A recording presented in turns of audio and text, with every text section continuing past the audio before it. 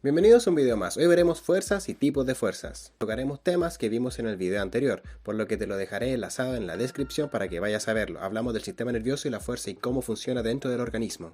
En este video veremos características generales de los tipos de contracciones que existen, qué es fuerza absoluta y fuerza relativa, y finalmente qué es la performance deportiva. La primera diferenciación que haremos será identificar movimientos o contracciones de carácter estático, es decir, isometrías, o dinámicas, es decir, que tienen una fase negativa y una positiva, excéntrica y concéntrica. Un ejemplo de una fuerza isométrica sería el front lever, que estamos ejerciendo una contracción que produce una fuerza tal que da como resultado 0 contra la gravedad y quedamos estáticos, no hay variación en los ángulos de torque y el movimiento se debería mantener parejo de inicio a fin. Como ejemplo de fuerza dinámica coloqué los fondos en paralela porque es un buen ejemplo. Se observa muy notoriamente una fase negativa en la cual nos acercamos a la barra y la fase positiva cuando se nota que empujamos. No quiere decir que en la fase negativa no estemos empujando, seguimos empujando, pero el nivel de contracción no es suficiente para producir subir. Por ende es una contracción de todos los músculos que empujan, tríceps, pectoral, pero no lo suficientemente fuerte como para subir. Es una bajada controlada. Además, la fuerza y los tipos de fuerza tienen ciertas expresiones. Por ejemplo, una de las más populares es la fuerza explosiva. Es una demostración de fuerza tal que no importa la duración a lo largo del tiempo, sino más bien solo la velocidad de ejecución.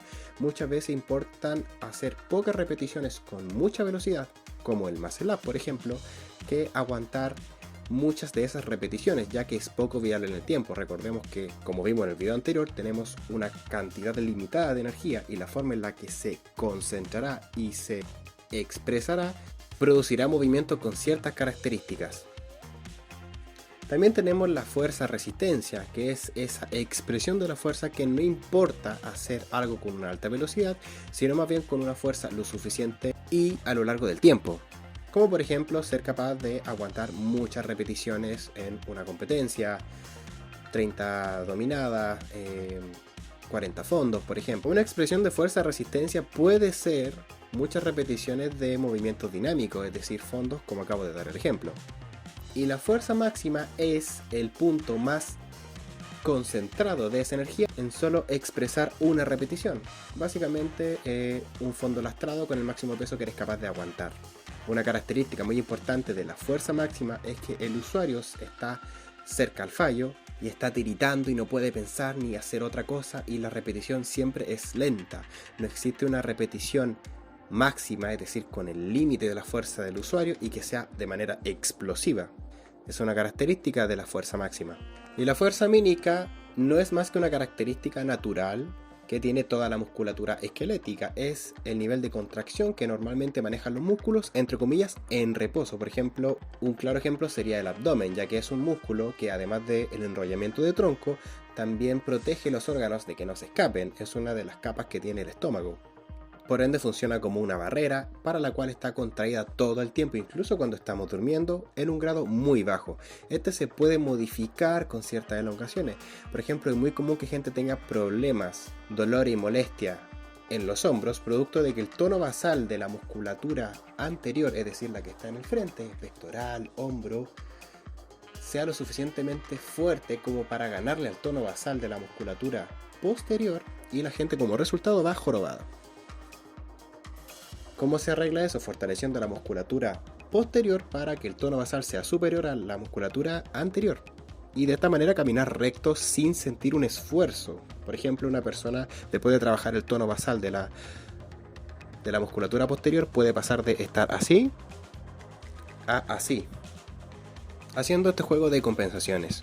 Bueno, esos han sido los tipos de fuerza y sus expresiones.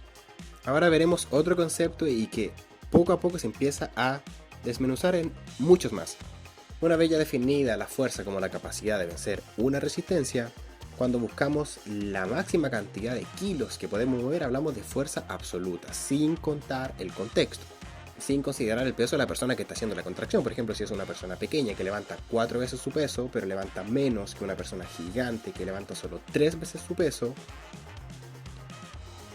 relativamente la persona pequeña es más fuerte, pero la persona más grande mueve más carga absoluta. Es decir, tiene más fuerza absoluta. Y con eso aparece la fuerza relativa, que es la fuerza dentro de un contexto. Dentro de la calistenia básicamente es el cuerpo. Y la forma en la que venceremos esa resistencia ejercida sobre nuestro cuerpo es la performance deportiva. Y estos son, de manera muy básica, todos los elementos de observación. Recordemos que calistenia significa, por su definición, belleza en el movimiento. Estos serán todos los detalles y variables que contaremos para hacer una buena ejecución. Por ejemplo, no es lo mismo hacer una straddle caseta, que consume menos fuerza, que una straddle bien hecha. Por ende, una buena performance, primero que nada, depende de las intenciones del usuario. Si el usuario quiere hacer una performance en una competición que dura 2 minutos haciendo estático, después se pasa a ser dinámico, él buscará un tipo de performance que tiene que ver mucho con la resistencia, es decir, está siendo capaz de ejercer fuerza durante 2 minutos. Sí o sí tiene que ver con resistencia. Pero volviendo a la performance, tenemos varios elementos, varios puntos en los que enfocarnos. De los más comunes tenemos las repeticiones, la cantidad de fases excéntricas o concéntricas que podemos realizar.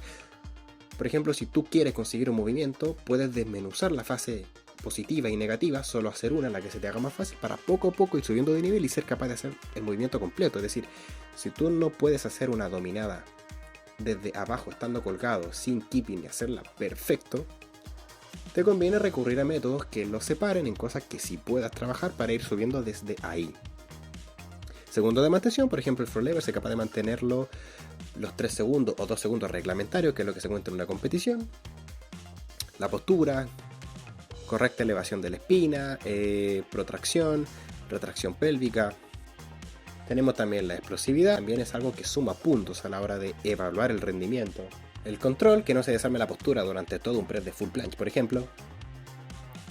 Y hablando del ejercicio de empuje, aparece el tema del equilibrio, porque por ejemplo, para hacer ejercicio de front lever no necesitas un manejo de el equilibrio. Sin embargo, para las transiciones de 2 manos en paralela a estar agarrado sobre una sola barra, es decir, pasar a bruja, eso es muy difícil.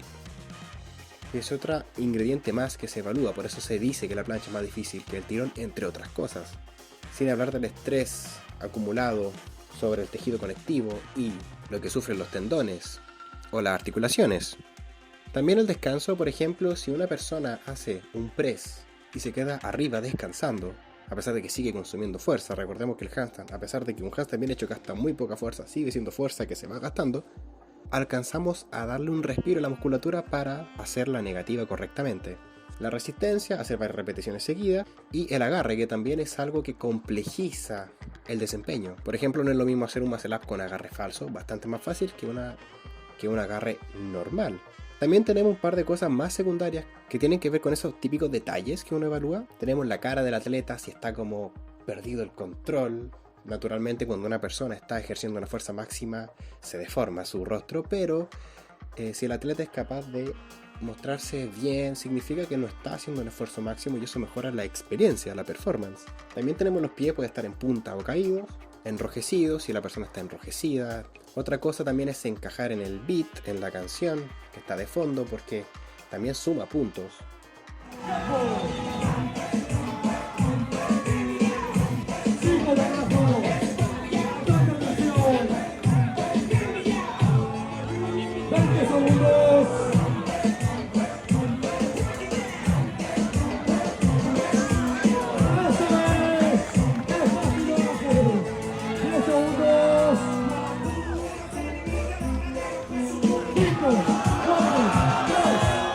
Finalmente, como el valor social que le dan al atleta porque lo quieren, etc.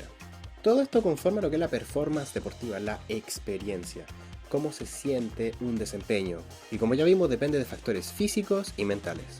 Para cerrar el video y concluir estos 3 temas que hemos tocado en este video, es decir, dentro de los tipos de fuerza tenemos cómo son y las características generales, qué es fuerza absoluta y fuerza relativa, y qué es la performance deportiva. Todo esto tiene que ver sí o sí con el sistema nervioso, con propiocepción, con técnica, que serán conceptos que veremos en videos más adelante. También hablaremos de algunos métodos de entrenamiento que sirven para maximizar resultados en distintas áreas. Por ejemplo, si a ti te interesa mejorar en la explosividad porque te llama la atención hacer muscle ups, hay métodos de entrenamiento que te serán más útiles que, por ejemplo, trabajar el dorsal, el músculo de tiro más importante en este ejercicio, de una manera isométrica.